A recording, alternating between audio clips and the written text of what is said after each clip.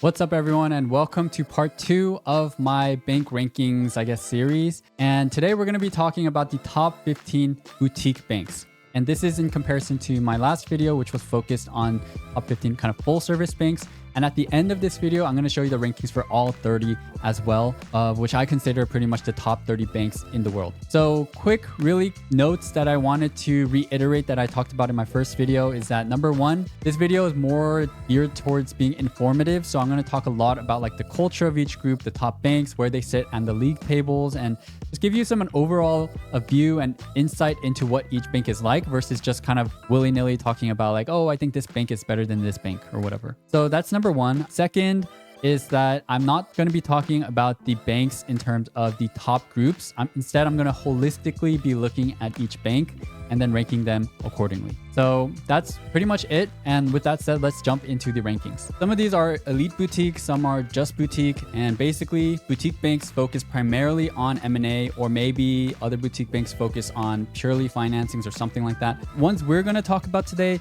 most of them really just focus on M&A because that is like the pure bread and butter and what is like the sexiest and most important I would kind of consider in terms of banking. So anyway, for these banks, I actually couldn't really, out of the top 15, place any in the D tier. So we're going to start with the C tier. And we're going to first put Houlihan Lokey over here at number 32. They're number 32 in the league tables. And their strongest group is restructuring. And the restructuring group at Houlihan Lokey is pretty well known and well respected.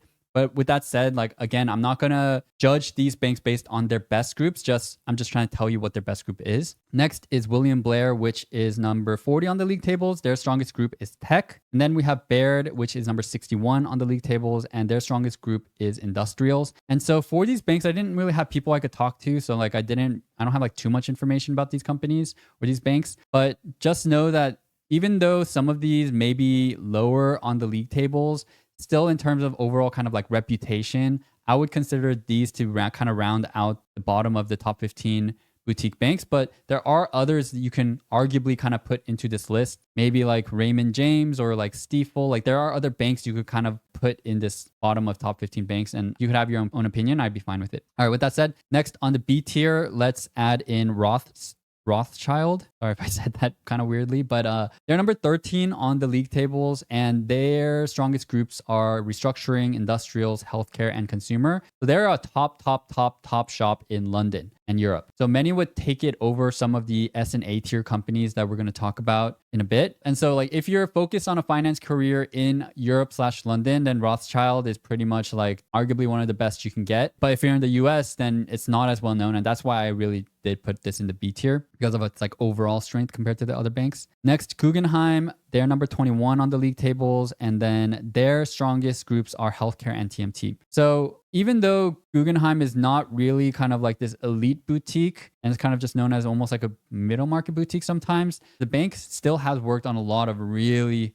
high profile deals. So Disney, Fox, that 70 billion, IBM, Red Hat, 34 billion. They're a close advisor to Pfizer, which is one of the largest, if not the largest, biopharma companies in the world, and they do huge deals. Abbott St. Jude was also 25 billion. So Guggenheim, even though not really like at the top, does definitely still work on some of like really, really big deals. Next is LionTree at number 36. So this is a bank I hardly had ever heard of when I was in banking. LionTree's primary focus is on TMT. It's just kind of known as one of the top media shops. The bank is also known to pay super well, in line with the other top boutiques that we're going to be talking about, and just overall have good culture, but at the same time, really long hours. So LionTree, again with boutiques, as I mentioned earlier on in the video, there's always this risk that they go downhill for whatever reason if a few of their rainmakers leave. So you just never know about the longevity of some of these boutiques. But with that said, LionTree definitely on the up and up. Next, Rain Group, which is number 44 on the league tables. They're primarily a media-focused bank, that's their strongest group, and they're a super lean team with a few senior MDs that just bring in a ton of really big deals. So they worked on Warner Discovery, which is 43 billion, MGM Amazon, which is 8.5 billion, Verizon Apollo, 5 billion. So Rain Group is super well respected, especially if you are in the know about the banking landscape. But for the vast majority of people, then I don't think you're gonna have heard of any of these banks that we've listed and talked about so far. And that's also very, very true with Allen and Company. So this is a super, super secretive company. So they are number 162 on the league tables. And you might be asking, like, why are they even on this list? And why are they so high up? So their primary focus is in TMT. And you almost need to know someone at the firm in order to recruit for them. For whatever reason, they're just like a white shoe, like super, super buttoned up, like secretive, but super well connected investment bank. And every once in a while, they'll just work on this huge, big deal. I guess maybe they haven't for the past few years. And so that's why they're not high up on the league tables. But for example, they advised Activision on their $70 billion deal with Microsoft as the sole advisor. So no other bank was helping, which means the Allen Company was taking all the fees by itself. A lot of these like really huge deals, a lot of times clients or companies will bring on two banks. A lot of times because they have relationships with a lot of bankers and they don't want to give a, like, I remember we at JP Morgan like kind of snuck into this really big multi-billion-dollar deal. And it was kind of because the company, we had been doing so much work for them, and then they kind of wanted to give our MD like a bone, which not really is a bone, it's more like millions of dollars in terms of fees. But it was almost like we kind of snuck into this deal, even though this other bank was really like working on that deal. And I think generally speaking, my point is that for Allen and Company to have been a sole advisor on a $70 billion deal is insane, because it's not like a company with massive resources. It's just means that the bankers are so well connected that once in a while they can work on these like massive deals. So generally speaking, Allen and Company is also super well known to be a company that's better for career bankers. And so if that's like your thing, then this could be a good company as well. Now, before we move on to the A tier, if you're watching this video because you're interested in breaking into investment banking, I highly recommend you guys check out Wall Street Prep, who is the sponsor for today's video. Wall Street Prep offers financial modeling courses so you can be ready not just for interviews, but your job on the desk as a banker. And what I really like is that they have you dig into financial statements and build models using real numbers, just like what I used to do at JP Morgan. They offer a lot of great courses, but the two I particularly recommend are the accounting course if you don't have any prior accounting knowledge, and the premium modeling package, which has been taken by over 100,000 students and goes over all the key valuation concepts I learned in banking, like DCFs, comps, accretion dilution, and LBOs. Wall Street Prep has been around since 2004, and they help train employees at all of the top banks and institutions in the world, including at Wharton, where a lot of my former classmates took and attended live instructor sessions. If any of this is of interest to you, be sure to use my code rareliquid to get 20% off of any course. I'll leave information about my code and everything in this video's description. Now, that said, let's go into the A tier. So we're going to first start off with Lazard. Some people may put this in the S tier, but we'll I'll discuss why. Number 12 on the league tables, their strongest groups are restructuring, consumer, and healthcare. So Lazard is the oldest boutique and has great exit opportunities. I mean, definitely compared to like all these banks and even some of the other banks we're going to talk about, Lazard is known for consistently placing their analysts into a lot of the mega funds or upper middle market private equity shops. And so Lazard is super great for that. Generally, though, there's been I guess it's kind of been showing like Lazard is below, let's call it like Jefferies on the league table, right? And some of these other elite boutiques we're going to talk about, they're above Jefferies. So I don't want to spoil it, so I'll go into it later. But I think you'll understand why I'm putting Lazard here. So even with these great exit opportunities, people say that Lazard has kind of lost its close-knit feel because of how large it's been growing. And the firm is also known to be very sweaty. So people know you're going to Lazard, then you're going to be worked really hard. And the last thing I just want to, I guess, like double click on is that deal flow has kind of fallen off. It's outside the top 10. And also, in addition to that, pay is a little bit less than the other elite boutiques, even some of the ones that we're going to talk about next. So Moelis, for example, number 18 on the league tables. They're really well known for their media team, which is based in Los Angeles, which is where their founder actually resides and kind of is based out of. And then restructuring and sponsors. So Moelis has a super lean team in LA, and it leads to elite exits for their analysts, but there's a huge kind of like sweatshop reputation for LA Moelis in particular. Because to give you an example, I had this one friend who worked at Moelis LA. He's like a buff dude. And then he actually said he got buff during banking, which was crazy. I was like, what? how do you get buff from bank like while you're in banking? Like I barely worked out. That's kind of a me problem, but that aside, he said that because he knew that when he was at the bank, like a lot of other bankers, they're bros. They're like, oh, you got to go to the gym. Like, don't worry about it, right? You can go to the gym, have that time. That's totally fine. But if he were to tell his bankers like, hey, like I want to do this dinner with my friend or something like that for an hour, that may not necessarily fly. So he would go to the gym to basically have his own time away from work. And he got really big because he was just like working out consistently every single day. So that's gives you a little glimpse as to what LA Molis is like. Super well respected. You're going to exit to top shops, but it is a huge sweatshop. The last thing I want to mention for Molis is because of this reason, it really does attract the pure finance hardos. And I'm talking about LA Molis. New York Molis, like the reason that Molis is on the A tier, not the S tier, is like, I would say the LA team would be on the S tier, but the rest of Molis is not as strong. And so that's why it's a little bit kind of a tier below. Next, let's talk about PWP Perella Weinberg. So this Perella is number 24 on the league tables. Their strongest groups are healthcare and restructuring. Known for a very, very bratty, like good culture overall. My roommate that I used to live with actually worked at Perella while I was at JP Morgan. And he definitely worked hard, but it definitely seemed like they had more fun / like had more flexibility than I had when I was in banking. Just based off like when I would come home, it seemed like I would come home later, generally speaking. And then also weekends and stuff like that. Like he seemed to have more time than I did. This may also kind of be why they're falling off the league tables, right? Like number 24 is not like that great. And the other thing is that exits are not typically as strong for Perella versus like Molis and Lazard. So that's why like I think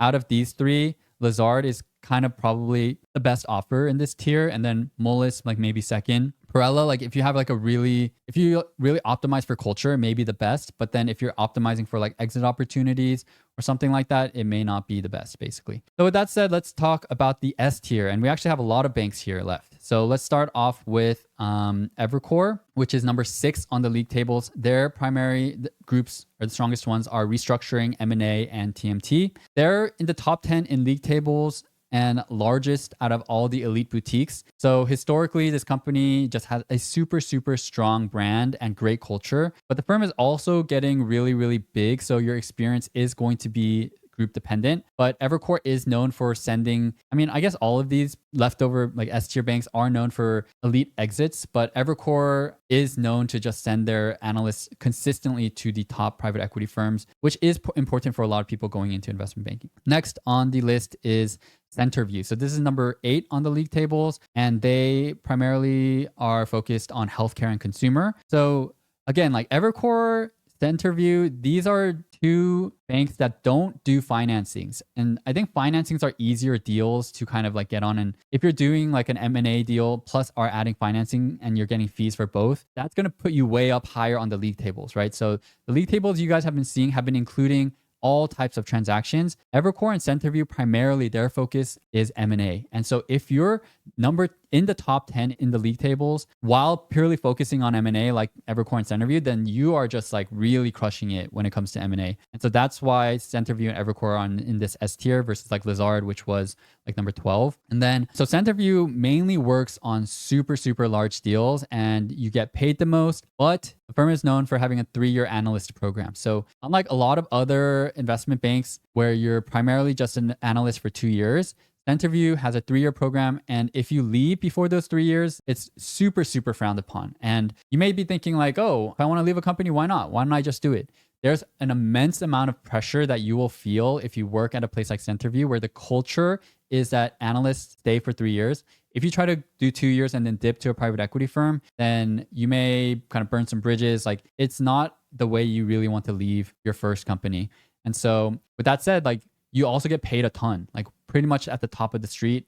And so you may not even want to leave, right? There's a strong like A to A type of culture. There's a lot of strong emphasis on like mentorship and treating all members on the team well. So just overall like a good place to stay, and you're getting paid a ton of money, like even compared to the rest of the banks. Okay. The next on the list is Catalyst. And this may be a little bit, some may argue controversial, but for me, even though they're number 22 on the league tables and they're really focus only on tech. Like they only have this one primary office with like 60 bankers, which is really, really small. But if you look at like the number of deals they've worked on and then the amount of fees that they've been able to bring in, like they crush it in terms of tech M&A. They're always really on the top deals. And so if you are interested in tech, because they only have really the tech group, Catalyst is pretty much the best offer you can get. You're going to get paid way more than almost any other bank. I would argue probably more than Centerview as well. And along with MS Tech and GSTMT, like these three banks have a kind of monopoly on tech. And then every other bank in the Bay Area is really like just kind of fighting for the scraps. So what makes it so that Catalyst is able to pay so well? So first of all, there's like an extremely small headcount, right? And then second, from what I've been told, is that the firm doesn't work on deals less than a certain amount, something like $1 billion, unless like there's a really, like, unless they really want to like develop a relationship with the client or something like that. There's a good reason to. And so along with that, the bank also charges like higher fees. And so if you combine all of that together with a smaller number of people only working on really big deals and charging higher fees, then you're going to have a ton of money you can spread out to your bankers, to your small number of bankers. And I don't want to quote like exact numbers, but I know you can make like $1 million when you're, I think like either like a senior associate or like a low level VP, and you cannot make that kind of money when you are at a different bank, pretty much any other bank. So Catalyst really, really up there. And then last but not least on the S tier list is PJT. So PJT number 15 on the league tables. Their strongest groups are restructuring. That's like the elite, their most elite group. And also a lot of people like the huge like finance hardos, let's say, they would probably opt for PJT restructuring versus maybe like any other offer. Like literally, period. It's definitely possible that they would choose it over Evercore's best group or Centerview.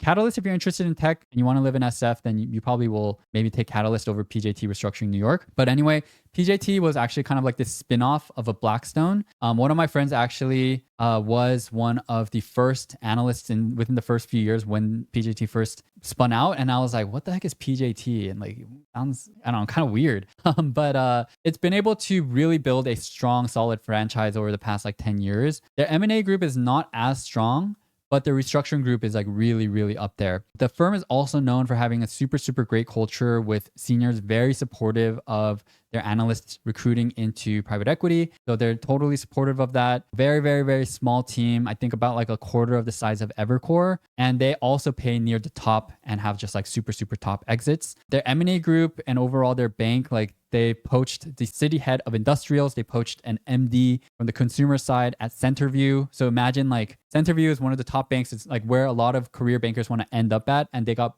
poached into PJT. Like that, I think speaks volumes. And I know they also poached Credit Suisse's global head of investment banking. And so I think PJT, while their M&A group is not really like comparable to Evercore's top groups or Centerview or Catalyst, I do think that they may be still on the up and up, and they are really like in this like upper echelon basically. So this really rounds out the elite boutique/boutique banks. Let me know what you guys thought in the comments. The last thing I wanted to show you really briefly is what this entire rankings looks like for the top 30 banks. And I don't know if I would maybe like change things up a little bit, but I think in general, I'd say it's like pretty fair.